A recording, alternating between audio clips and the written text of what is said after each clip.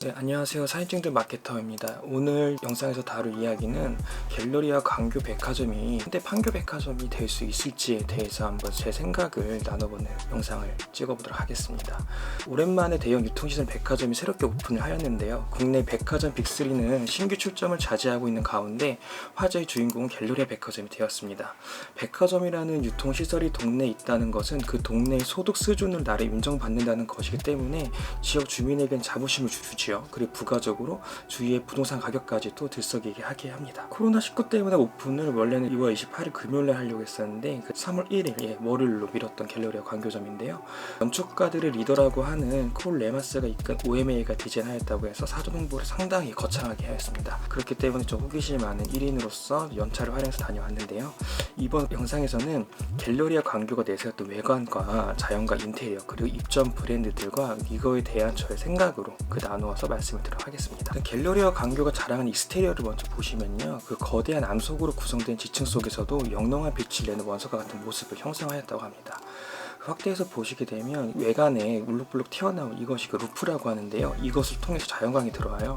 근데 백화점 같은 경우에는 여러분 다 아시다시피 자연광이 잘 안 들어오게 되어 있는 구조로 되어 있지요. 이 빛을 보고 밖의 날씨를 보고 나서 어머니들이 비가 오면은 빨래를 거두러 집에 가야 된다. 그런 얘기가 있다거나 아니면은 낮에 밝은 빛이 어두워지면 이제 집에 가야 되는 시간이 되네 라고 하면서 쇼핑을 마무리하기 때문에 일반적으로는 그 백화점에는 이렇게 자연광이 들어오게 구조를 만들지 않죠. 저번에 그 공식들이 롯데백화점 콘난샵을 계기로 조금씩 무너지고 있는 것 같아요. 백화점 안에도 이제 자연광이 들어와도 괜찮다.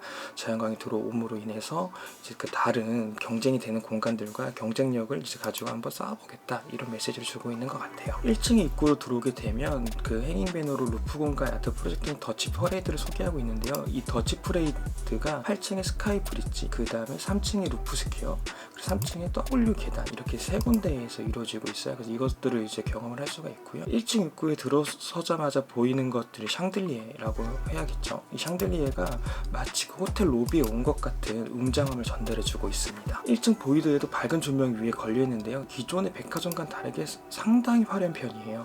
이런 화려함은 일단 고객들한테는 근사한 경험을 소개해줄 수는 있는데 단점은 상품이 제대로 보이지 않는 것이겠죠. 아무래도 이 빛들이 이제 약간 그 할로겐이라고 해야 되나요? 그 색온도가 좀 높은 조명들이기 때문에 상품의 컬러들이 좀 제대로 보이지가 않아요. 더군다나 이렇게 그 1층에 그 화장품 매장 같은 경우에 색조 아이템들이 많이 있잖아요. 그 색조 아이템들이 있을 때 좀 발색 같은 거 테스트할 때 좀 영향을 받을 수도 있습니다.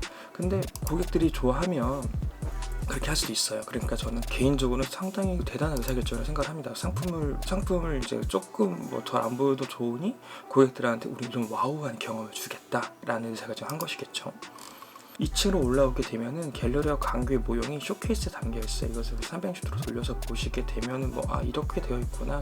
사면이 조금씩은 다른 구조로 되어 있고요. 그다음에 렘 코라스라는 건축가와 OM이라는 조직에 대한 설명도 이제 적혀 있어요. 이거는 그냥 가서 보시면 될 것 같고, 그리고 갤러리아 광교 건물에 대한 설명도 다른 쪽에 이렇게 고지가 되어 있습니다. Lights in Your Life라는 것을 그 컨셉을 했나봐요. 과거의 백화점 빛과 단절된 공간으로서 시간의 경과를 알 수 없고 답답했던 것을 벗어나서 빛과 공간이 어우러진 백화점을 선보이며 색다른 경험을 제공한다는 내용이에요. 우리 이제 갤러리아 광교에는 유리창이 있어서 빛 들어와요. 이 메시지를 좀 길게 써놨습니다. 퍼레이드라는 건 이제 기존의 미술관과 백화점의 영역을 뛰어넘어서 다채로운 예술과 일상이 만나는 플랫폼을 제공하고자 한다라는 얘기인데, 백화점 안에 갤러리 있다라는 얘기로 보시면 될 것 같아요.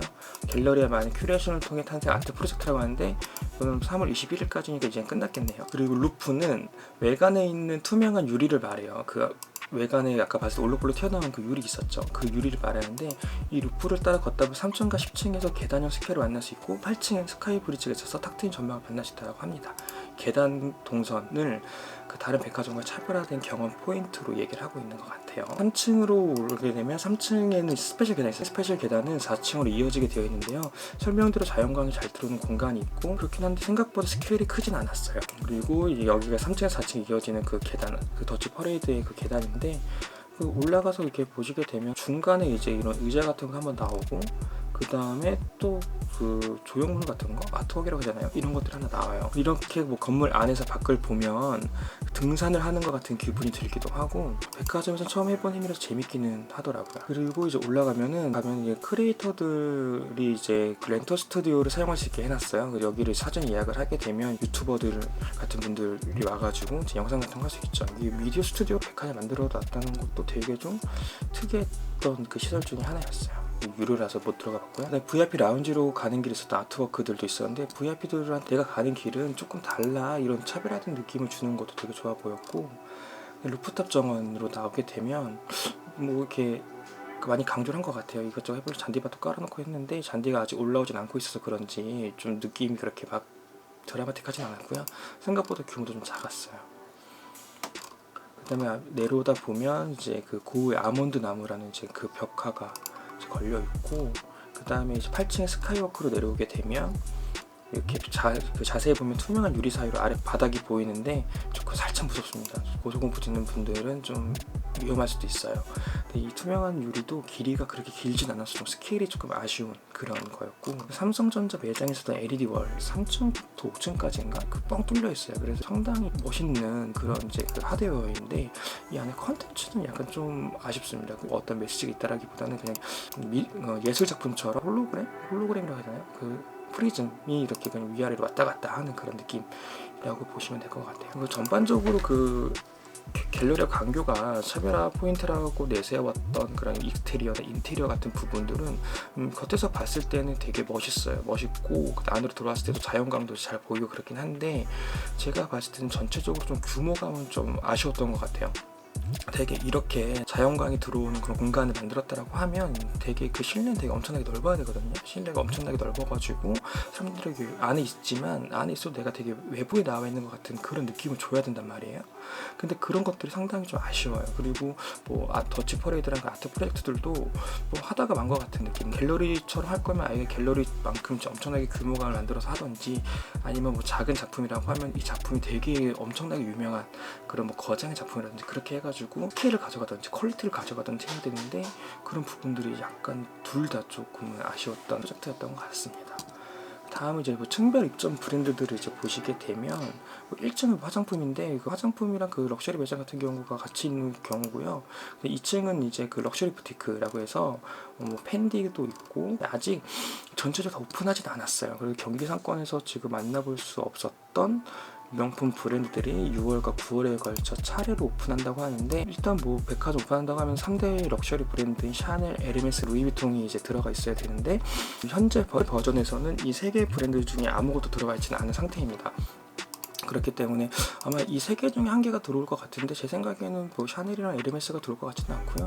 뭐 루이비통 정도 들어올 것 같고, 루이비통이 들어오게 된다라고 하면 뭐 엄청난 뭐 매장 크게 주지 않았을까라고 생각을 하고 있어요. 좀 신기했던 부분들은 이제 오프화이트 매장이 있었다라는 게 되게 좀 신기했었고, 그리고 이제 3층 여성 컨템포리로 가게 되면 이제 뭐 막스 마라, 오밀릴리, 그다음에 뭐 골든고스, 뭐 발리가 있어요. 근데 발리 같은 경우에는 제 생각에는 2층에 있는 게 맞는 것 같은데, 이제 3층에 있는 게 조금 특이했던 거고, 그다음에 뭐 마르지엘라나 뭐 메종 키친에 컨템포리 라인들도 있었어요. 뭐 띠어리도 있었고, 그래서 3층은 뭐 발리가 있었던 게 약간 좀 특이했던 포인트고, 그거 외에는 뭐 전반적으로 예측 가능한 그런 브랜드들이 많이 있었던 것 같아요. 4층은 이제 여성 캐주얼과 슈즈 매장인데, 그 일단 구두 매장은 이제 모든 백화점들이 비슷한 직기를 사용한 것 같습니다. 이렇게 오픈형으로 되어 있고, 여기가 이제 뭐 텐디 매장인지 소다 매장인지 알 수 없게끔 이렇게 자연스럽게 그 동선으로 이어지게 되어 있고요.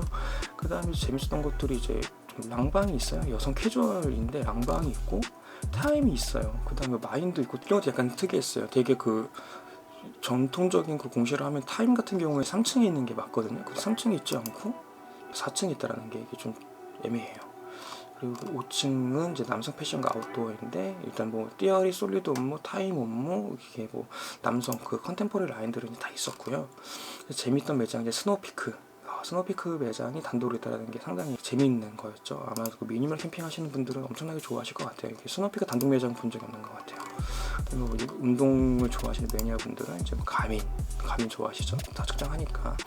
그리고 나서 이제 나머지 층은 이제 생활과 아동 골프였는데 무슨 게 특별한 거였어요. 그래서 이제 9층 고메이 월드로 왔는데, 갤러리아가 그래도 그 F&B 쪽은 좀 잘하니까 봤는데요. 일단 뭐 정돈 있어요. 정돈 뭐 개인적으로 뭐 좋아하진 않지만 뭐 그냥 정돈 그래도 유명한 돈가스집이 있었고, 스타벅스가 중앙에 있었고, 그 다음에 여기가 이제 쿠치나 가이드라고 해야 되나요? 쿠치나라는 공간이 이제 그 푸드코트인 것 같아요. 근데 여기에는 이제 리틀렉, 그 속초 코다리 냉면, 한성 돈가스, 그 진지야, 홍대 개미, 한담 북엇구, 백년옥, 다운타운 같은 유명 맛집들이 입점되어 있었다라는 것들이 이제 좀 좋았던 점이고요. 그러니까 이런 그 유명한 맛집들 한 공간에서 먹을 수 있는 그런 그 포인트들인 거죠. 그래서 저는 이제 그 리틀렉에서 하우스 스테이크를 주면서 먹었는데, 뭐 공간 같은 경우에는 좀 넓어요. 넓게 되어 있고, 그다음에 자연광 잘 들어와 있고, 근데 좀 안타까운 것들은 이제 밖에 보이는 뷰가 아파트라는 게 조금 아쉬웠던 그런 부분이고요. 재밌던 점은 그 진동벨을 테이블에 올려놓으면은 이제 자리 음식 갖다 줘요. 이건 상당히 편했습니다. 그다음에 뭐 언젠가 가려고 했던 리틀렉을 이제 갤러리아 관계에서 먹었던 것들이 저한테는 좀 특이했던 경험이었고, 그 시즈닝이 잘 되어 있고 뭐 소스 찍어 먹는 그런 스테이크였어요. 그 고기 자체 육즙을 즐기는 그런 느낌보다는 좀 소스로 먹는 그런 스테이크. 저는 좀 이 고기의 그 육즙이라든가 식감 그걸 좋아하는데 시즈닝이 많이 되어 있는 거라서 조금 아쉬웠던 거였어요. MD적인 것들을 저기 보시게 되면 아직은 다 들어오지 않았고, 그리고 그 광교라는 그 지역 특성 때문인지 모르겠는데 일단 3대 명품 브랜드도 없었고, 아직은 조금 좀 뭐라고 해야 되지, 완성도가 좀 떨어진다는 그런 느낌? 그리고 뭐 버티컬도 좀 이해가 좀 잘 안 되고, 그다음에 조닝도 잘 안 맞아요.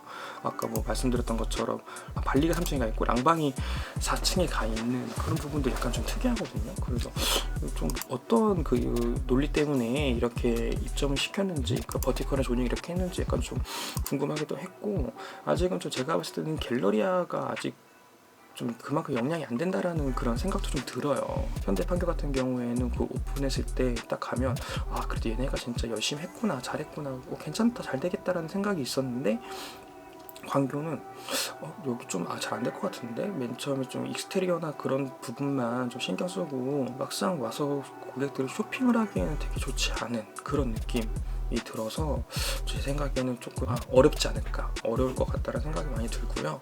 물론 뭐 나중에 뭐 근처가 더 개발된다는 얘기도 있고, 뭐 MD도 들어오고 그러면은 조금 더 백화점이 백화점스럽게 바뀌긴 하겠지만, 뭐 광교 지역 분들한테는 이제 좋겠죠. 집도 가깝고 해서 잘 되겠지만, 뭐 다른 이제 뭐 광역 상권에 있는 그런 고객들이 여기 갤러리아 광교를 올까요?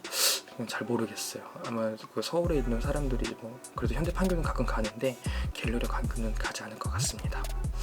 예. 이상으로 이제 뭐 갤러리아 광교에 대한 방문기를 간단하게 마치고요. 앞으로도 제가 갔던 공간들에 대해서 이런 식으로 좀 리뷰하는 방식으로 영상을 만들어 볼까 합니다. 그러면 좋은 하루 되세요. 안녕.